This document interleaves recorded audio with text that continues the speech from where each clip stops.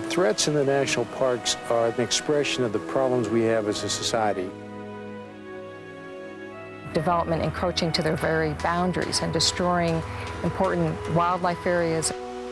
Vandalism, dumping trash. Air pollution, power plant sources and auto emissions. We have helicopter overflights. Drilling or pumping of groundwater. There are so many elected and appointed officials that just seem to have no feeling for something like this at all.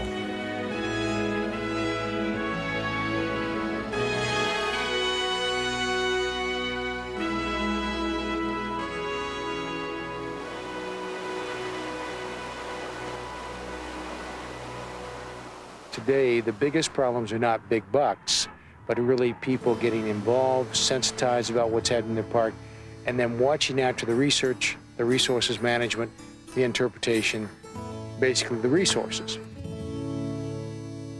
Since 1919, the National Parks and Conservation Association has fought to preserve, to protect, and to expand our natural, cultural, and historic treasures.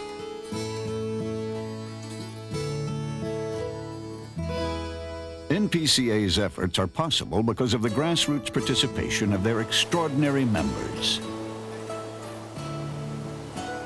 I'm a laboratory geneticist, but of course I have a tremendous reverence for life. That is part of my profession too, and the constant wonder of it. I think in terms of the needs for doing something for parks, it's becoming painfully obvious that there aren't enough of them. And that the ones that we have are not protected enough around the periphery, that there are all these outside encroachments on them. All of our parks are experiencing problems with adjacent development. All of the things that we as a society do and that we go to parks to escape are exactly what the adjacent development brings in. When I started this position with NPCA, I found that the places that I naturally gravitated toward were those places that there were citizen groups on the ground, because those were the places where I found that I could be effective. When people care about their park, that is an enthusiasm that translates to the kind of action that results in genuine protection. Genuine protection. Sometimes NPCA is the Park Service's greatest critic, but it can also be one of the agency's strongest advocates. I have a dream that one day this nation will rise up, live out the true meaning of its creed. In Atlanta, the Sweet Auburn community was home and birthplace to Dr. Martin Luther King, Jr. Congress established Sweet Auburn as a National Historic Site and Preservation District in 1980, but no funds were allocated for its restoration and development. I think those things being represented here in this community had a very good chance of being lost. Significant in terms of Martin Luther King because he grew up in this community and he saw many examples of the beloved community which he espoused numerous times in his works. NPCA helped the Park Service win the legislative battle for $10 million to preserve Dr. King's historic community. NPCA came to us at a time when we were having some problems seeking the funds to finally complete the development here at the National Historic Site. But NPCA offered assistance to us in terms of being an advocate for the park and for the completion of its development, and worked hand in hand and as sort of a middleman between ourselves and the committees in Congress. At the edge of a growing Albuquerque, New Mexico, is a remarkable collection of Native American art. Not preserved on canvas, but etched into stone, these ancient images lie within Petroglyph National Monument. As the city encroaches on the very boundaries of the park, a major highway threatens to cut this sacred ground in two. The thing I'm worried about is all these petroglyphs here on this site will be either destroyed or removed, or even trash will come down here. This area, has been used by our Pueblo people for many centuries, I think. And it's a sacred area. And we can't understand why you want to come and destroy it by making a road through here. Our petroglyphs are there. Once they're there, they should stay there. Because we are only 5,900 people in all 5 pueblos, and Albuquerque is nearing 500,000 people, we don't have much voice. When groups of non-Indians come and help us, there's where the numbers are. Well, the Friends at the Albuquerque Petroglyphs is a local grassroots organization, and we network with local, state, and national groups to try to focus attention on this particular issue. And NPCA is one of those groups, and NPCA has been very helpful and very supportive. They've given us access, for instance, to Washington, which is a whole political arena that we're not very familiar with. And so we all work together like links in a chain.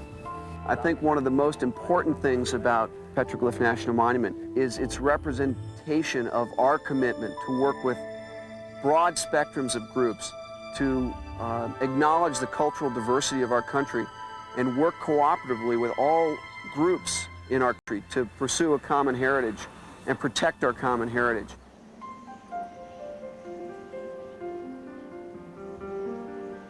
It's critical for the future of the parks that the Park Service, that the state of Alaska know that American citizens are concerned about the parks.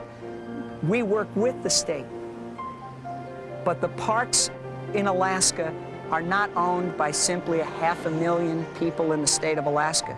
They are owned by several 100 million people in the United States. They are large units, and they are units in which people, in fact, even whole communities, are often located in the ecosystem.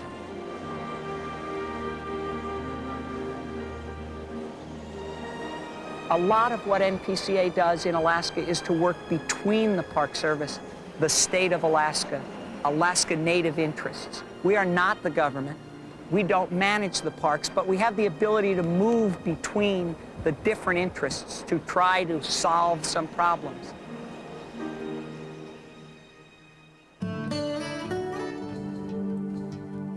NPCA members are also working to create a new international park where the North Cascades borders British Columbia.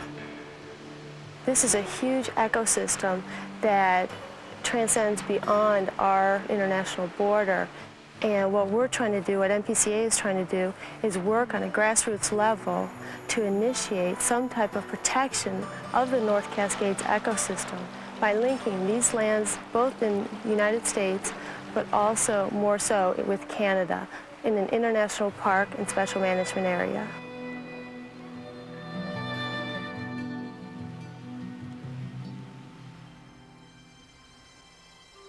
Parks are not postcards. They are not places we can draw a line around as you put a frame around a picture. They're living systems, and air, water, wildlife move in and out. And so we can't protect a park unless we are a good steward of the larger system of which that park is a part. And now the future of the system really does continue to turn on the continued vision and vigilance of citizens today.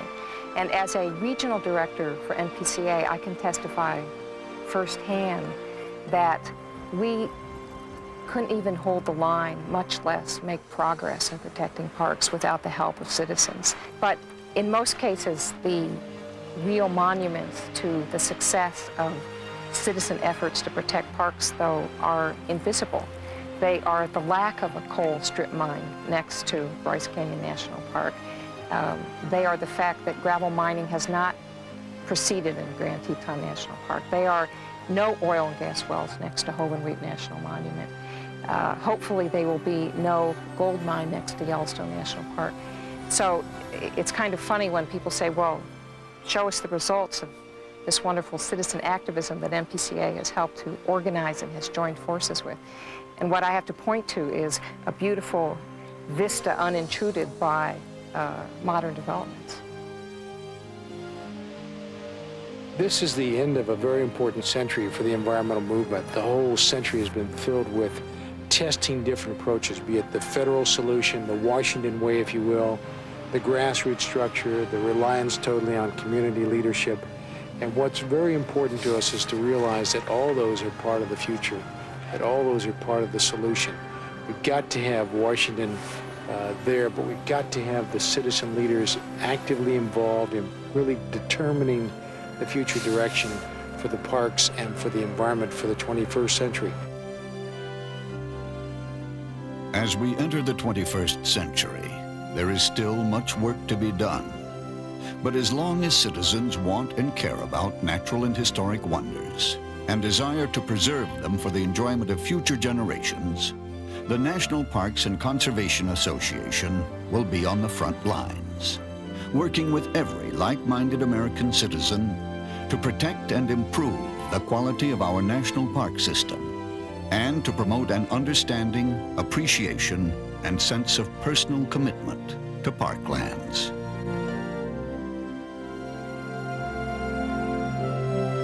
The threats facing our national parks are growing in severity, number, and frequency.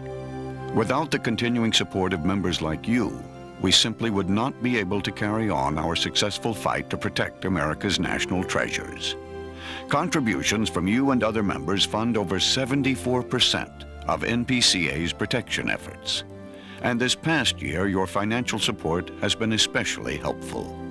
Please, join with the more than 450,000 individuals who believe in protecting our national parks and renew your NPCA membership today. Thank you.